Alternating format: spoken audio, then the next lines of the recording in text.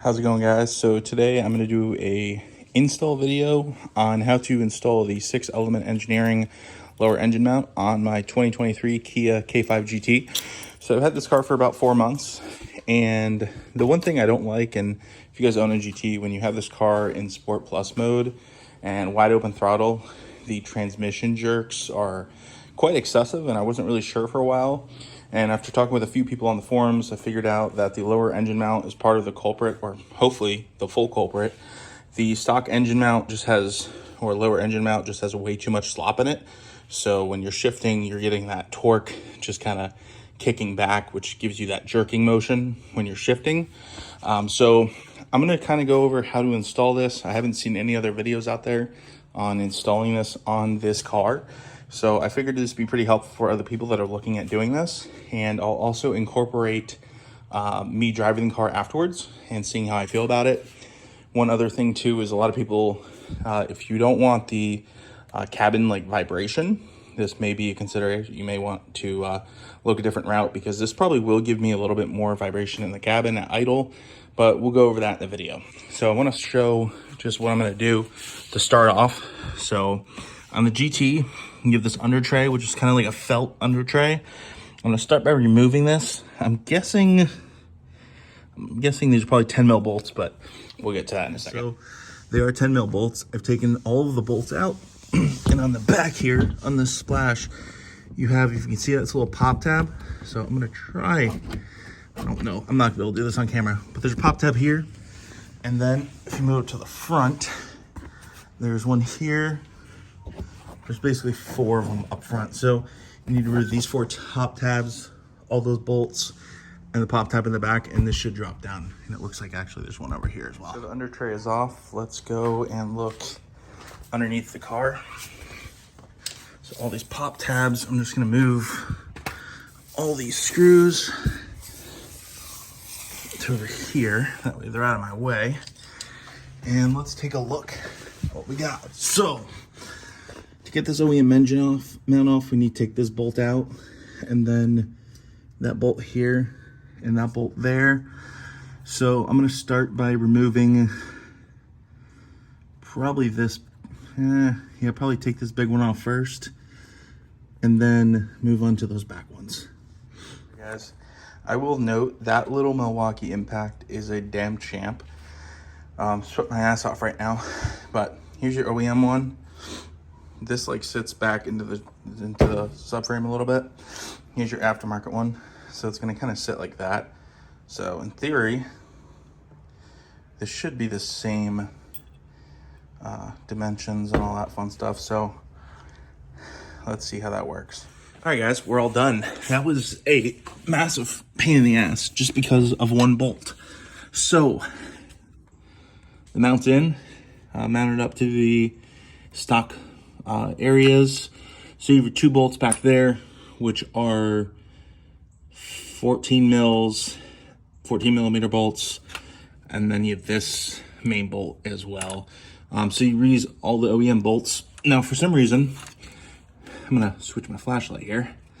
So this bolt back here, that OEM one right there, didn't really want to go back in for me as easy as the other side. So that was really the only issue I had. That's what's taken me probably about 40 minutes, because I was trying to get it tight without absolutely stripping it. So I did get that one back in there. I had to kind of shimmy this mount around a little bit, but once it's in, if it's perfect, everything is flush. I did start the car, and surprisingly, I didn't notice like any crazy vibrations. I mean, it definitely seems like you feel a little bit more in the seat, but I'm gonna take this for a quick little drive after I put the under tray back on, and I'll take you guys with me. All right, guys, so I'm in the car. It's idling currently. I'm just letting it warm up a little bit. But I do notice sitting at idle, you're getting my first reaction. The car's idling a little bit under 1,000 RPM. You definitely feel, there's a little bit of vibration in your butt for sure.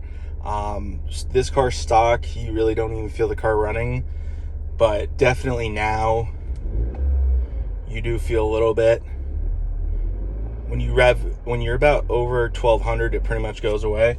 So let's go ahead. I'm just gonna go for a little cruise around the block and just turn, just kind of see where my oil temp's at. Yeah, so I'm not really warmed up at all, but that's fine. Oh yeah, so in reverse, like when it goes from, when you're starting to go in reverse, you definitely feel that like hesitation, or not really hesitation, but that kind of shuddering that you get sometimes. Not super bad, honestly. Like if you're liking, so yeah, once you're over about 1200 RPMs, it goes away. I'm gonna do a little cruise around and just see. So coming to a stop. Yeah, so it definitely comes on when you're coming to a stop. But just like cruising, it does feel like the shifts are a little bit more direct. And I'm not even really in Sport Plus mode yet. Once I drive around the block here, we'll go into Sport Plus mode and just kind of I'll leave that off. Just kind of see how it feels. But cruising, I would say, feels completely like stock. The one issue I was having with this car is when you were coming to a stop, the car would kind of like jerk forward when you were like really slowing down. Say you were going from like 15 miles an hour and you're creeping down to like 5, coming to a complete stop. The car would like shudder and jerk me forward, and I don't like that at all.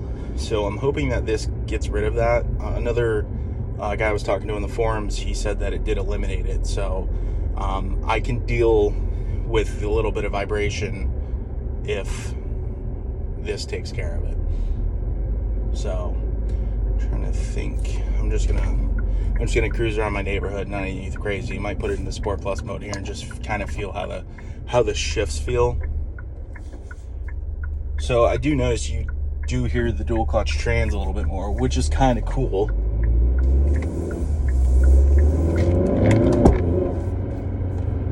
That was a weird pop.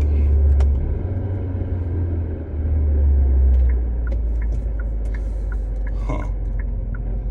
Let me do that again.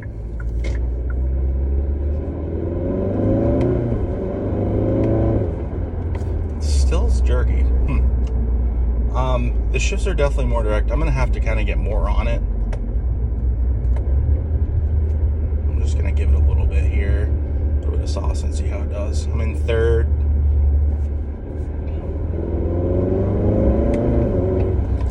The shifts are definitely more direct. You don't get as much as that sloshing feeling when you're shifting. I'm not wide open throttle, so I'll have to see kind of how that feels tomorrow. I did hear a popping sound, but what my guess is that was probably me doing my first baby little pull, and it was probably just kind of settling, would be my guess, because everything is super tight, so I can't imagine anything came loose, but I will have to double check that just to be safe. But yeah, overall, I mean, I'll give a little more in-depth review on my YouTube, just kind of leave a little. Yeah, the shifts are much crisper. That was just a little third gear pull, and wow, it just kind of, when it goes from second to third, you don't get that jolt before like I was previously getting. And it definitely seems to want to boogie a little bit more because there's probably less slosh in that stock mount. So definitely worth it. I hope you guys enjoyed the video. I know I didn't go into a whole lot of too super in depth with installing the trans mount. It's pretty self-explanatory, pretty simple. I will do an update on this. I drive a lot for work, so I'll do an update on this after I drive the car a little bit more day-to-day driving. I got this car about 4 months ago, and I already have 7,000 miles on it. So I will do a little bit of a just daily review on this thing and kind of let you guys know how I like it. If you enjoyed the video, feel free to leave me a thumbs up. I appreciate it. Thanks.